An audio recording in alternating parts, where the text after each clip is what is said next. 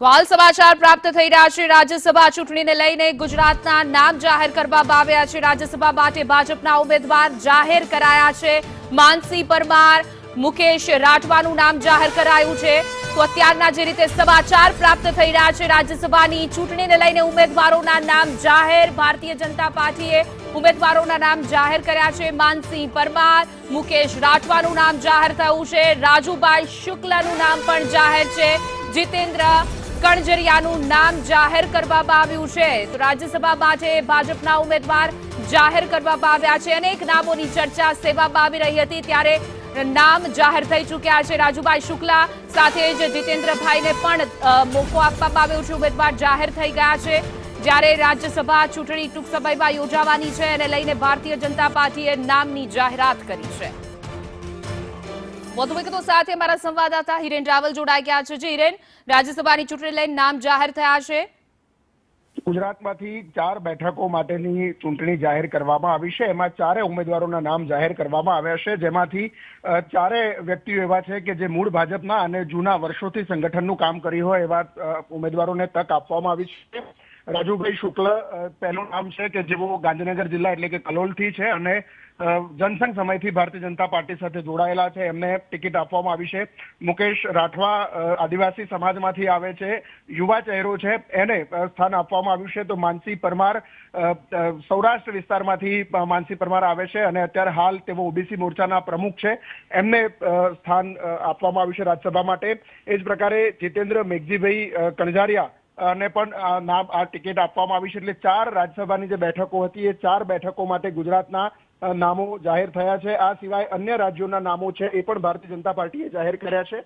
સોમવારે ઉમેદવારી પત્ર ભરવાનો છેલ્લો દિવસ છે, એટલે કે 8 તારીખે આ 4 ઉમેદવારો છે એ પોતાનું ઉમેદવારી પત્ર ભરશે। એ પહેલા ભાજપે તમામ ધારાસભ્યોને રવિવાર અને સોમવારે ગાંધીનગરમાં હાજર રહેવા માટે સૂચના આપી છે, જેથી કરીને સોમવારે આ ઉમેદવારો છે એમના પ્રસ્તાવક તરીકે તેઓ ત્યાં હાજર રહી શકે।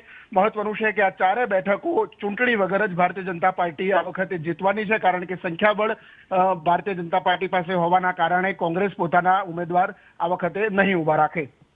જી બિલકુલ હિરેન, કોંગ્રેસ ઉમેદવાર નથી ઉભા રાખવાનું એટલે બિનહરીફ તમામ સાંસદો બની જશે, પરંતુ સવાલ એ છે કે આ ઘણા બધા નામ જે છે જે ચર્ચાએ અલગ રહ્યા હતા અને નામ પણ અલગ આવી રહ્યા છે સામે। શું કોઈ ભારતીય જનતા પાર્ટીમાં પણ અંદરો અંદર ગજગ્રાહ સામે આવ્યો છે?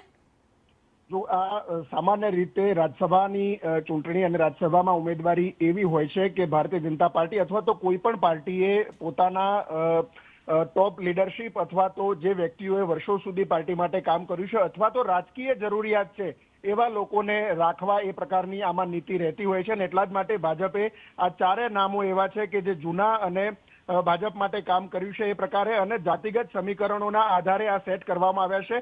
જો કે એક પણ મહિલાને આ વખતે ભાજપે ટિકિટ નથી આપી।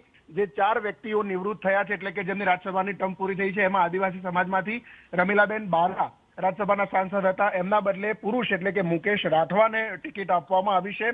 એ જ પ્રકારે અન્ય 3 નામો રાજુ શુક્લ, માનસી પરમાર અને જીતેન્દ્ર કણજરિયા એટલે કે 4 ઝોનની અંદર સૌરાષ્ટ્ર, ઉત્તર ગુજરાત પ્રકારે જોઈ અને આદિવાસી વિસ્તાર એટલે કે મધ્ય ગુજરાત પણ આની અંદર જોવામાં આવ્યું છે। જાતિગત સમીકરણો પણ જોવામાં આવ્યા છે અને ભવિષ્યની પોલિટિકલ સ્થિતિને ધ્યાનમાં રાખી ભાજપે આ નામો નક્કી કર્યા છે।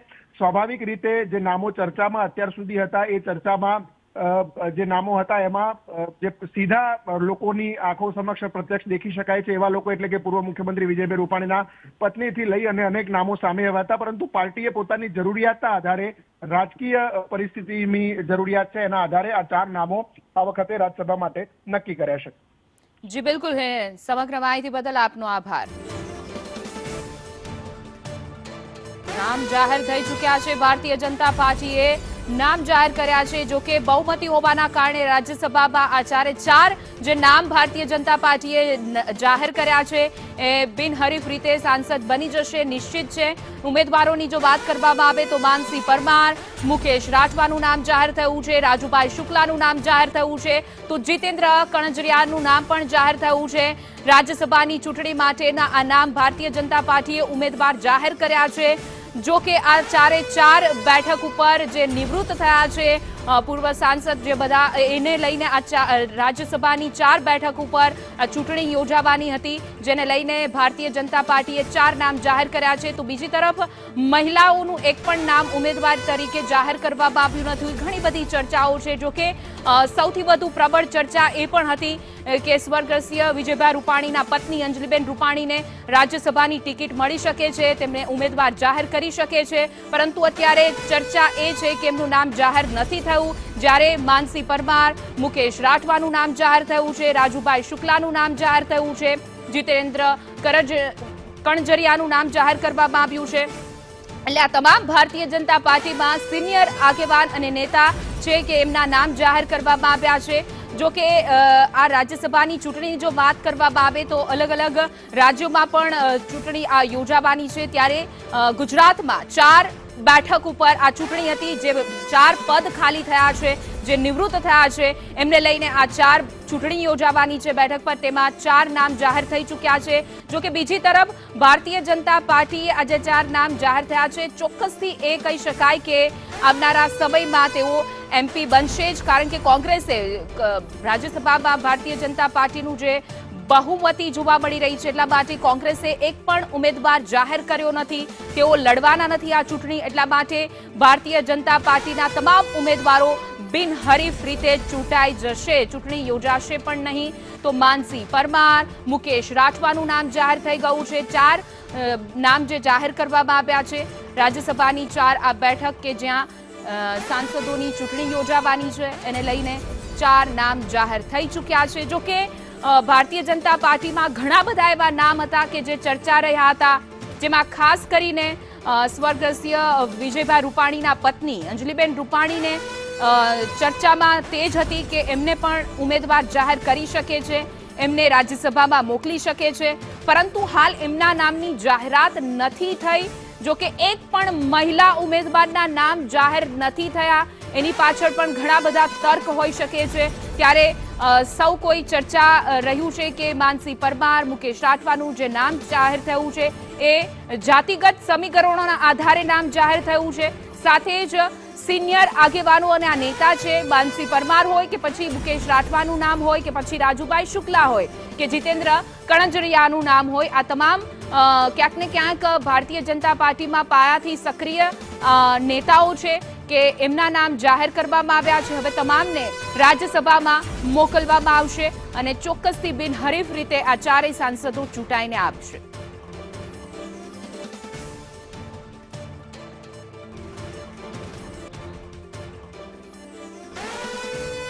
રાજ્યસભા ચૂંટણીને લઈને અલગ અલગ રાજ્યોમાં જે બેઠકો ખાલી થઈ છે, જે સાંસદો નિવૃત્ત થઈ ગયા છે, એમને લઈને બેઠક જે એ લઈને ચૂંટણી યોજાવાની છે. તો 8 જૂને ફોર્મ ભરવાની છેલ્લી તારીખ રહેશે. ત્યારે ગુજરાતના 4 બેઠકો પરના ઉમેદવારો જે છે તે જાહેર થઈ ચૂક્યા છે, જેમાં રાજ્યસભાના 8 જૂને ફોર્મ ભરવાની છેલ્લી તારીખ રહેવાની છે. માનસી પરમાર હોય, રાજુભાઈ શુક્લા, જીતેન્દ્ર કણજરિયાનું નામ જાહેર થઈ ચૂક્યું છે. ભારતીય જનતા પાર્ટીમાં તમામ જે નામ જાહેર કરવામાં આવ્યા છે એ આગેવાનોને અગ્રેસર છે, જેઓ પાયાથી ભારતીય જનતા પાર્ટી સાથે જોડાયેલા છે. રાજ્યસભા માટે ભાજપના જે ઉમેદવારો છે એ જાહેર થઈ ચૂક્યા છે. માનસી પરમાર, મુકેશ રાઠવાનું નામ જાહેર કરવામાં આવ્યું છે.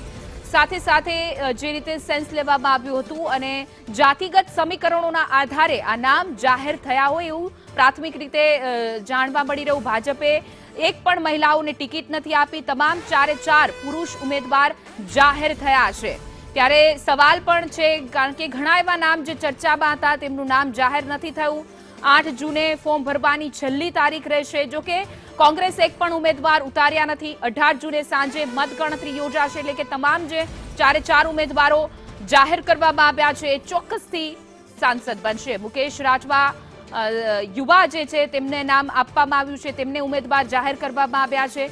યુવાને પણ તક આપવામાં આવી છે. સાથે જ અન્ય જે ઉમેદવારોના નામ છે એમાં જે ભારતીય જનતા પાર્ટીમાં આગળથી જ અને અગ્રેસર રીતે કામ કરી રહ્યા છે, રાજુભાઈ શુક્લા હોય, જીતેન્દ્ર કણજરિયાનું નામ પણ જાહેર થઈ ચૂક્યું છે.